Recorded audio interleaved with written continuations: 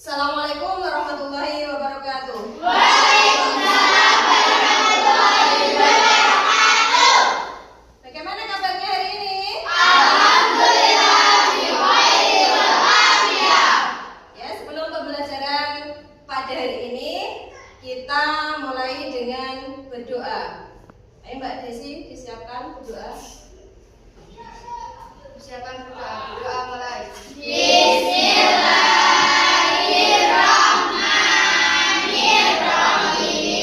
Alhamdulillahirabbil alamin.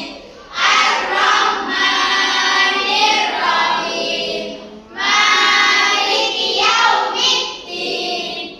Iyyaka na'budu wa iyyaka nasta'in. Ihdinas siratal mustaqim. Siratal ladzina an'amta 'alaihim ghairil maghdubi 'alaihim waladdallin. Ighfirli wa liwalidayya. Amin.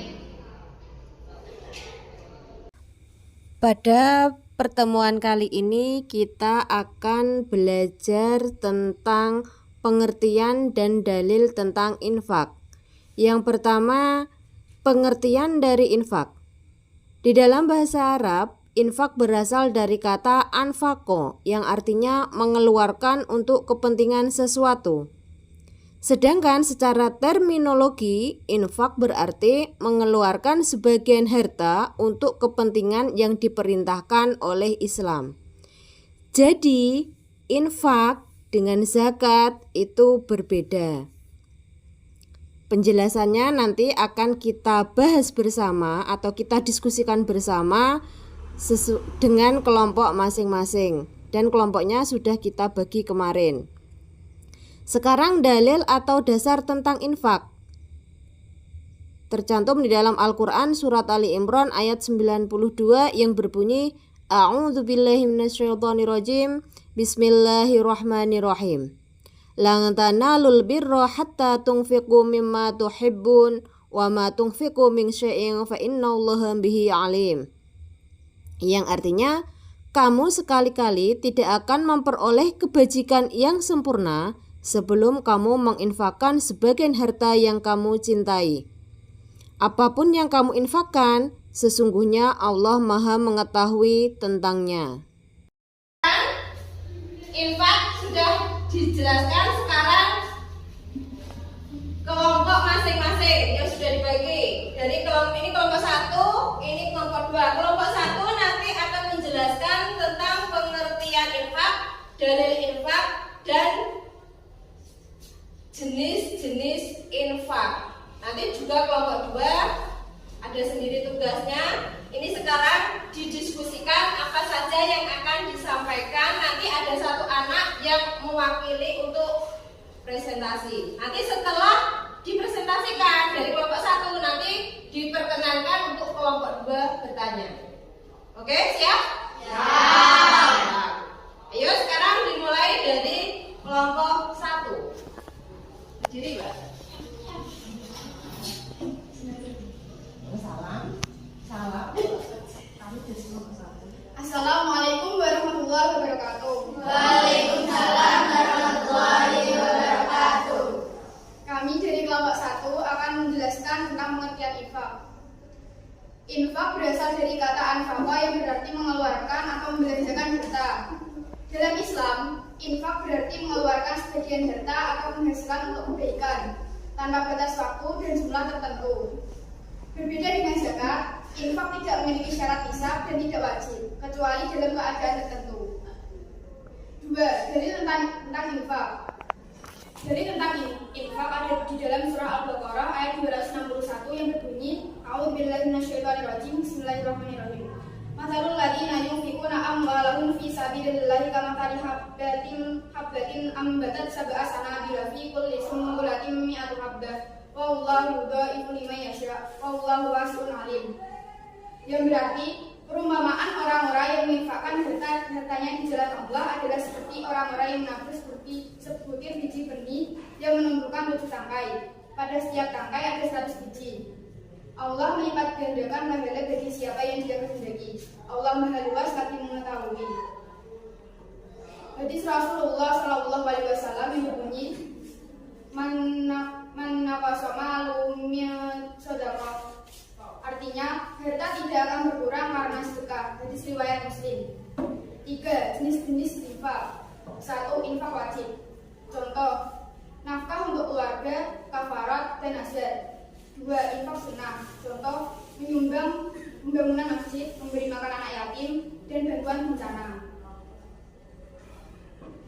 Dari penjelasan di atas, apakah ada yang ditanyakan untuk kelompok 2? Ada.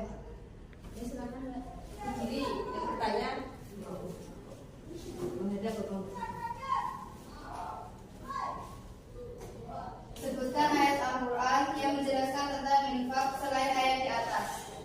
Ada di dalam Quran surah Al-Munafiqun ayat 10 yang berbunyi, "Fa'anfiqu mimma razaqnakum min qabli an ya'tiya ahadukumul mautu fayaqula rabbi laula akhartani ila ajalin qaribin fa asaddaqa wa akun minas sholihin." Ya, artinya, dan belanjakanlah sebagian dari apa yang telah kami berikan kepadamu sebelum datang kematian kepada salah seorang di antara kamu.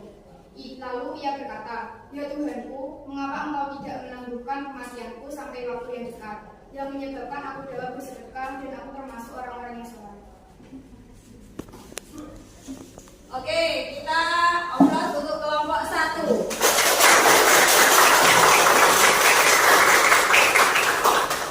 Sekarang presentasi untuk kelompok 2.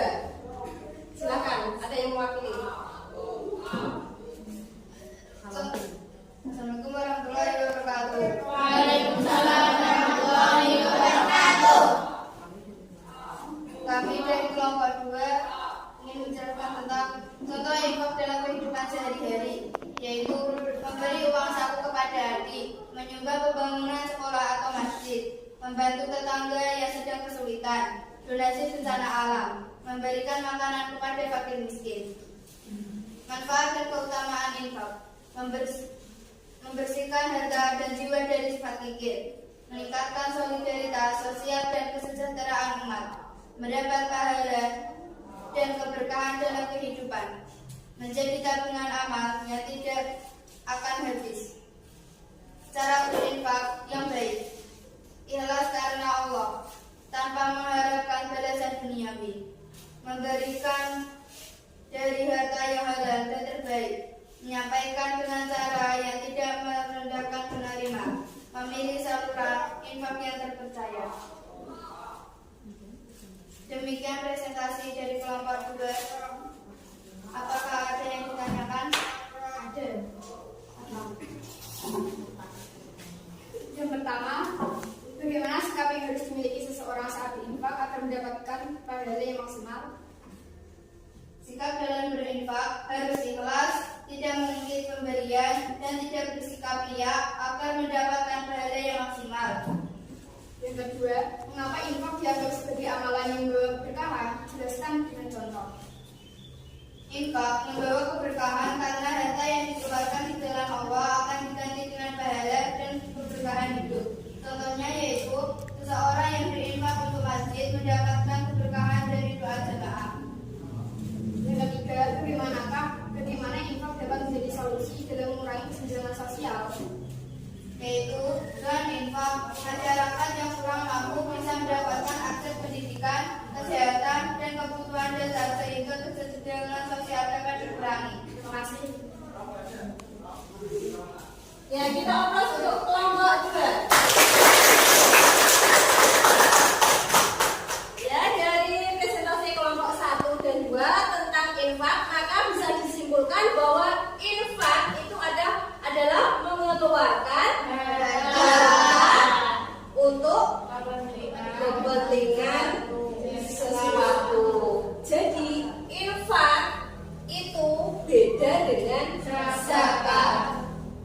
Kalau zakat itu hukumnya wajib. Tetapi kalau infak itu sunnah. Sunnah itu apabila dikerjakan mendapat pahala. Tidak dikerjakan kita di sekolah sini, di madrasah ini sudah dilatih untuk berinfak. Kalian ikhlas apa enggak? Ikhlas. Jadi syarat-syarat infak itu yang pertama tadi adalah ikhlas, dilakukan dengan ikhlas, tidak boleh diungkit-ungkit. Ya, tadi juga disebutkan contoh ketika berinfak. Contohnya yaitu infak ketika ada pembangunan di masjid atau musola ataupun madrasah. Itu juga bisa. Ya.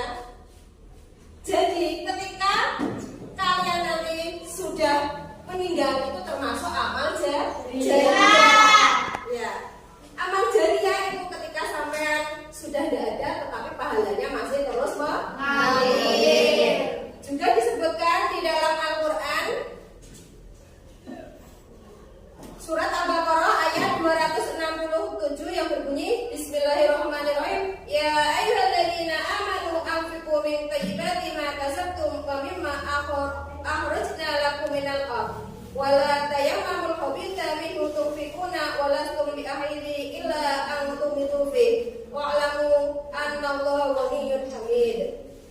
Wahai orang-orang yang beriman, infakkanlah sebagian dari hasil usahamu yang baik-baik dan sebagian dari apa yang kamu keluarkan dari bumi untukmu.